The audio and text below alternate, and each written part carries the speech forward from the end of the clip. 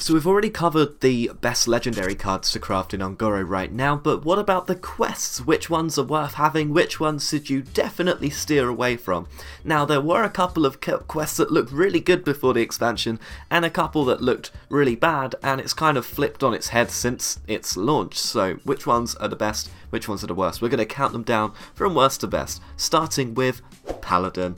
I'm sorry, I mean Galvadon is quite cool, but he just doesn't do enough, and the fact that you have to run a lot of bad cards in your deck in order to play on your minions, which in itself is a bit clunky in order to get Galvadon. It doesn't know if it wants to be an aggro deck, a mid-range deck, or a control deck, and it doesn't feel like the reward is really that great because there are counters to Galvadon, and if you don't get that perfect combination of stealth and Wind Fury and also attack or something along those lines, then it's not really going to have that much of an impact either.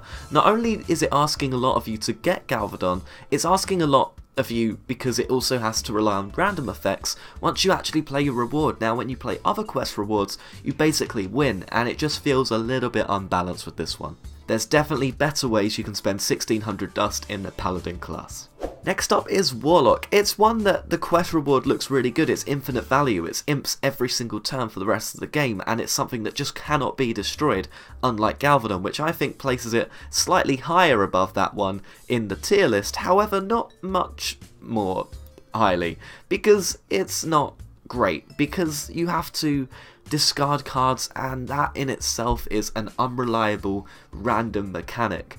I don't like the fact that every discard card is random in the first place, and this is a whole quest that relies on that, so discarding cards is all well and good, and getting synergies off that is fine, but that's only going to work some of the time, and oftentimes you're going to discard the cards that you need to make the quest work, or that you need just to win the game in general. Sometimes it's going to be great, but again, this quest doesn't really know what it wants to be, and I think if you could choose the cards you wanted to discard, this would be top tier. Unfortunately, you can't do that. Next up is one that everyone said was going to be the best quest, and it just doesn't really do much. It's the Hunter one. Now the Marsh Queen seems pretty good on paper, but when you think about it a little bit more, having a bunch of 1-drops in your deck isn't actually that great of a reward. If you want to get this quest out quickly, you need to fill your deck up with 1-drops already. Now that means you've got a substantially weaker deck going into the late game, and the idea is you play down Queen Carnassa and she fills your deck back up again. But the problem is, drawing after that is just unreliable, and even if you have an endless stream of 1-drops, and I know the idea is that your opponent's already low on health anyway, the 1-drops are meant to finish the game off, but if they have board clears and health gain and things like that, then you're not actually going to get anywhere with this Hunter deck, and mid-range Hunter is just straight up better and more reliable and cheaper. And Druid is one that I think has potential, but right now it's just way too slow. It doesn't beat aggro because it's too slow out the gate, it doesn't beat Quest Rogue because it can't put enough pressure on the board, and Miracle Rogue just seems to run it over as well. So unless you get into the late game against a control deck, this deck isn't really doing too much, and if you are against a control deck, then they usually have the tools to deal with 1 or 2 of your minions already. The fact that Barnabas itself only gives your minions in your deck 0 mana as a cost, it doesn't really mean much because you can't follow up immediately with minions, unlike the Rogue quest where you can just play a bunch of 5/5s as soon as you've played the quest. The Druid one, even after you've played Barnabas, takes a little while to get going still, so not only does it ask you to play 5 attack minions, it will also ask you to wait a turn and have to draw cards to be able to play your 0 mana minions, by which point you've probably already got 10 mana and you're not playing more than 1 a turn anyway, so you might as well run Ramp Druid, which in itself is not amazing right now.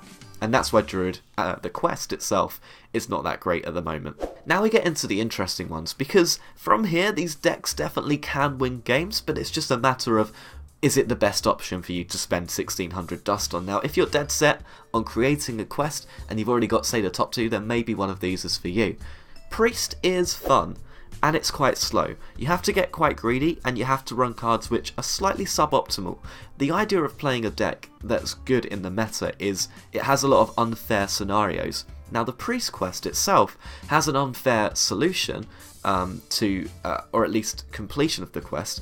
It gives you a 8/8 taunt for 5 that sets your health to 4C.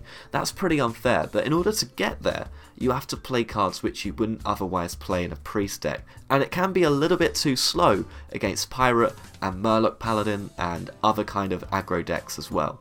So if you're going up against those kind of decks, you have to hold on and hope to God that you draw your board clear. But that doesn't mean that it definitely can't win games. It's great against mid-range and certainly could be one that gets really, really good in the future if we get more Death Rattle cards. But right now, I think only craft a priest one if you want to have fun as a priest. And the same goes for Mage really. Now the Mage quest does have the ridiculous OTK with Molten Reflections and also Sorcerer's Apprentice, and then you just fireball infinitely with Archmage and Tinnitus. Now that is a really fun deck and I've seen it do quite well at the start of the season. However, it's kind of fallen out of favour a little bit because people have figured out that you just need to play quickly in order to beat it. Also, it relies on playing spells from outside of your deck, which in itself is quite random. Now, there are a lot of cards that can get you cards into your hand that can be played from outside of your deck. The problem is these are very slow and it requires you to be up against a deck where you can stabilise and then do that later on. Now if you're up against a control deck, this is a pretty good matchup. If you're up against aggro, which is seen quite a lot on the ladder, then it's a bit more risky. However, this is still a fun quest and it definitely can win you games if you want to have some fun and try it out. I recommend it. Now the Shaman one may seem like a lot of work, but actually playing 10 Murlocs now isn't too difficult. There are quite a lot of Murlocs in the game, and if you're up against a mid-range deck or a bit of a slower deck that takes a while to get going, or Quest Rogue or Miracle Rogue, actually Quest Shaman with Murlocs can do quite well, and just as you run out of steam, you're going to throw down an 8/8 that fills your hand with Murlocs again. Now if that works out, you're going to have just enough damage to push for lethal at the end of the game. This almost functions as a better Hunter quest. It does everything that the Hunter quest wants to do, except it puts the minions immediately in your hand, and it's almost better at rushing down the opponent. And Quest Rogue, it's infamous now for being quite an oppressive deck. It shuts down a lot of the slower decks in the game, and it is a viable deck to ladder with right now. You're going to see this all over the place. For the first time in your life, you're going to find yourself putting Stone Tusk Boar into a deck that's actually viable on the ladder, which would be pretty fun. But I'd say Quest Rogue is still pretty good. It's obviously not as crazy as it was when the expansion first came out. People are learning how to play against it, which is aggressive. But if you don't have a deck that can play well against Quest Rogue, you're just going to lose because they're going to get that quest out by turn 5 or 6 almost every game. And having a 5/5 that you can just play for 1 mana over and over and over and over and over again, that's pretty good as it turns out, and literally no one saw it coming, which is almost the great thing about it. It is really hard to predict which quests are going to be good, but Rogue is really good right now and it's a safe craft. And finally, I think Warrior just tops Quest Rogue to be the best quest deck. Play 7 Taunt minions is not difficult whatsoever. All it took to make Taunt Warrior good was a Ragnaros hero button every single turn that's going to deal 8 damage randomly. Now this quest is especially hard to play against because it's in Warrior, and Warrior has so much in the way of removal that it makes it difficult to counter. So you're trying to get rid of the Taunt minions and you're trying to rush them down, so you fill your board up. But then when you fill your board up, you get brawled and then your board's gone.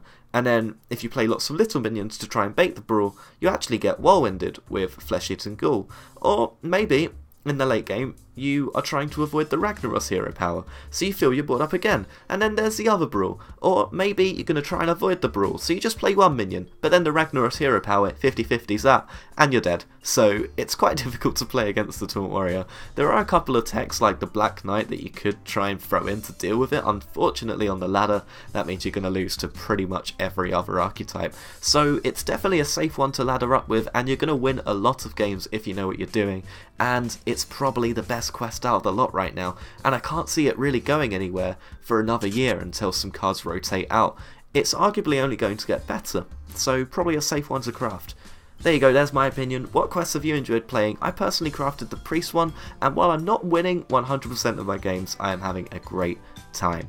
Let me know which one's your favourite, and I will see you very soon for more Hearthstone.